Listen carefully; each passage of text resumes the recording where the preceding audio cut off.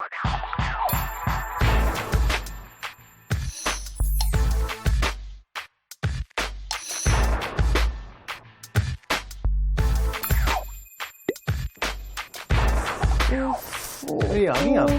جی یاسف، میری ٹانگ کی درد بہت زیادہ بڑھ گئی ہے. آپ کو پتا آج میں ایک ہفتے کے بعد کام پر گئی تھی اور سب کو پتا تھا کہ میری ٹانگ میں کتنی تکلیف ہے، لیکن کسی نے کوئی حال نہیں پوچھا، کسی نے میری کوئی مدد نہیں کی. اور حد تو تب ہوئی کہ جب چھٹی سے پہلے میرے باس نے آ کے مجھ سے کہا کہ ان کے ایئرپورٹ جانے سے پہلے انہیں سارا کام ختم کرنا ہے. میں بہت تھک گئی ہوں یاسف. نہیں آپ فکر نہ کرو، آپ آج ریسٹ کرو. آج ویکینڈ ہے ویسے بھی، اور باقی جتنے کام ہیں گھر کے وہ میں کر دوں گا. یاسف لیکن مجھے اس بات سے افسوس ہو رہا ہے کہ کسی کو مجھ پہ رحم نہیں آیا. کاشفہ آپ کا مطلب ہے ترس نہیں آیا. میں کلام میں سے ابھی ترس کے حوالے سے ایک کہانی کو پڑھ رہا تھا، اور یہ بڑی خوبصورت کہانی ہے. آپ کو یاد ہے خدا یسوع مسیح جب اپنے شاگردوں کے ساتھ تھے اور ان کو ان پر ترس آیا، اور کلام مقدس میں سب سے چھوٹی آیت آپ کو پتہ کون سی ہے؟ میرا خیال ہے یوحنا کی انجیل اس کے 11ویں باب کی 35ویں آیت. خدا یسوع مسیح کے آنسو بہنے لگے. یہ وہی آیت ہے جو میں نے سب سے پہلے سیکھی. جب میں نے آیتوں کو یاد کرنے کا سلسلہ شروع کیا تو میں نے کہا کیوں نہ سب سے چھوٹی آیت سے سٹارٹ کریں. تو میں نے پھر یہ والی آیت جو ہے وہ سیکھی تھی. اور یاسف آپ کو پتا ہے میں نے پہلی آیت کون سی سیکھی تھی؟ یوحنا کی انجیل اس کے 3 باب کی 16ویں آیت، خدا نے دنیا سے ایسی محبت. ہاں وہ بھی بہت خوبصورت آیت ہے، مجھے پتا ہے. کاشفہ میں کہانی کے بارے میں بتا رہا تھا کہ خداوند یسوع مسیح سب کچھ جانتے تھے، پھر بھی وہ اپنے دوستوں کے ساتھ دکھ میں بیٹھے اور ان پر ترس آیا.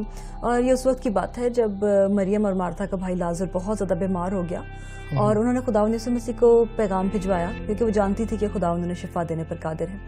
لیکن حیرت کی بات ہے کہ خداوند وہاں ٹھہرے رہے اور دیر سے پہنچے. اور ہم دیکھتے ہیں کہ خداوند یسوع مسیح کے پاس کوئی نہ کوئی مقصد ہوتا ہے ہر چیز کا. جب خداوند یسوع مسیح نے دیر کی تو ہم دیکھتے ہیں کہ لازر جو ہے وہ مر گئے، اور جب لازر مر گئے تو خداوند یسوع مسیح کے پاس یہ موقع تھا کہ وہ لازر کو زندہ کرتے اور خداوند کے نام کے جلال کے لیے اور اپنی الوہیت کو ظاہر کرنے کے لیے ان کو دکھاتے کہ موت کا اور زندگی کا اختیار مجھے دیا گیا ہے. اور میں سوچ رہی تھی یاسف کہ دیکھیں خداوند یسوع مسیح کو ہر بات معلوم تھی پہلے ہی سے، لیکن پھر بھی ان کے آنسو بہنے لگے. شاید میں سمجھتی ہوں کہ اپنے دوستوں کی حالت کو دیکھ کے خداوند کو ترس آ گیا. جی خداوند ان کی حالت کو دیکھ کے ان پر ترس آیا، ان کی دکھ کی حالت کو دیکھ کے ان پر ترس آیا. اور حقیقی ترس یہی ہوتا ہے کہ جب ہم دوسرے کی زندگی کی قدر کرتے ہیں. حقیقی ترس یہی ہوتا ہے جب ہم اپنے تعلق میں کسی امید کو دیکھتے ہیں. اور حقیقی طرز میں ہم دیکھتے ہیں کہ کچھ باتیں یہ بھی شامل ہیں، جیسے کسی کی جذباتی طور پر مدد کرنا، کسی کو عملی طور پر اپنی محبت سے جو ہے انہیں دکھانا. اور پھر ہم دیکھتے ہیں کہ اس میں جذبات بھی شامل ہوتے ہیں، اور صرف جذبات نہیں بلکہ مالی امداد کرنے کے لیے بھی ہم تیار ہوتے ہیں. یاسف عملی محبت کے حوالے سے مجھے کلام مقدس کا ایک حوالہ یاد آ رہا ہے جو میں آپ کے ساتھ پڑھنا چاہتی ہوں، جو کہ یعقوب 2 باب اور اس کی 15ویں اور 16ویں آیت ہے. یعقوب 2 باب 15ویں اور 16ویں آیت. اگر کوئی بھائی یا بہن ننگے ہوں اور ان کو روزانہ روٹی کی کمی ہو، اور تم میں سے کوئی ان سے کہے کہ سلامتی کے ساتھ جاؤ، گرم اور سیر رہو، مگر جو چیزیں تن کے لیے درکار ہیں وہ انہیں نہ دے تو کیا فائدہ.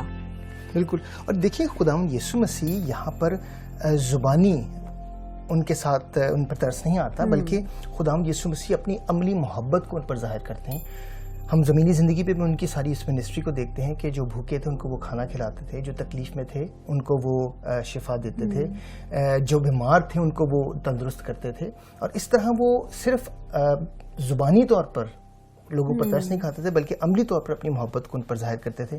آپ نے نوٹ کیا کاشفہ کہ میں یہاں لگاتار ترس لفظ استعمال کر رہا ہوں اور رحم استعمال نہیں کر رہا؟ جی ہاں میں سوچ رہی تھی مگر ایسا کیوں؟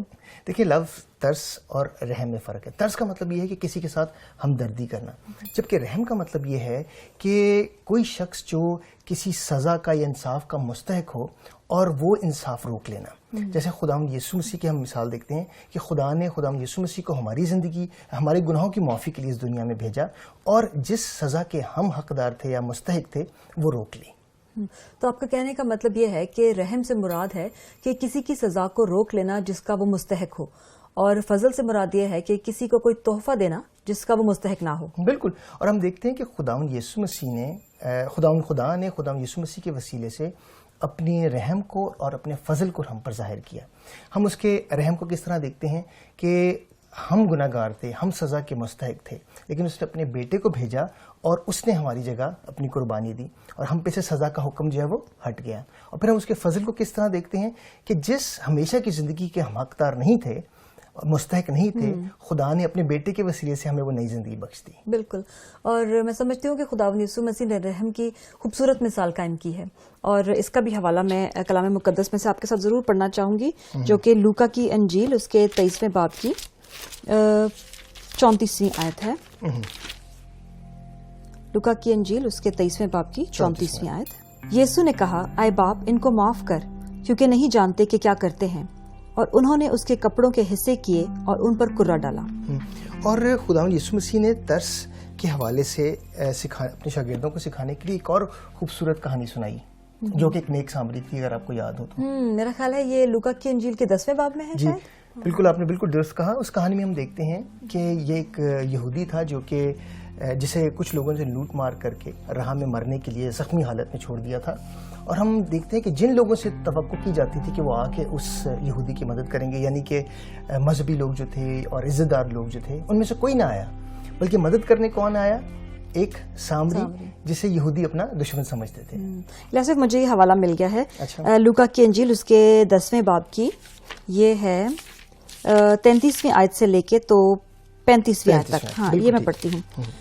लेकिन एक सामरी सफर करते करते वहां आ निकला, और उसे देखकर उसने तरस खाया, और उसके पास आकर उसके जख्मों को तेल और मैं लगाकर बांधा, और अपने जानवर पर सवार करके सराय में ले गया और उसकी खबरगिरी की।